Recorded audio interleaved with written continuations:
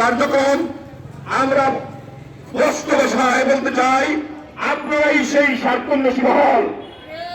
আমরা এখানে যারা উপস্থিত হয়েছি, আমরা সাধারণ ব্যবসায়ীদের ন্যায্য দাবি আদায়ের লক্ষ্যে আমরা সুশৃঙ্খল ভাবে বিগত দিন থেকে সুন্দর এবং শান্তিপূর্ণ ভাবে আমরা কর্মসূচি পালন করে যাচ্ছি।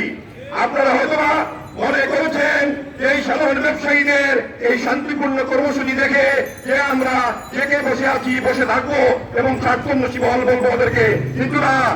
আমি আমার সভাপতি মহোদয়কে অনুরোধ জানাবো যে আপনারা আগামী দিনের জন্য সাধারণ ব্যবসায়ীদেরকে সাথে নিয়ে একটি কঠোর কর্মসূচি দেবেন। আমরা দেখেছি এফবিসিসিআই এর মতো একটি গুরুত্বপূর্ণ প্রতিষ্ঠানে সাধারণ ব্যবসায়ীরা যখন ঢুকে পড়ছে, পোস্টারিং করেছে এবং বিজয়ে যখন আন্দোলন সংগ্রাম করেছে, তারা পদত্যাগ করতে বাধ্য হয়েছে।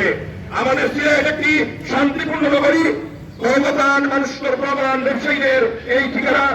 আমরা অনুরোধ জানাবো আমাদেরকে আপনারা অন্যায় পথে, আমাদেরকে আপনারা বিশৃঙ্খলার পথে ফেলে দেবেন না। সম্মানিত ব্যবসায়ীবৃন্দ, এ পর্যায়ে সভা পরিবর্তন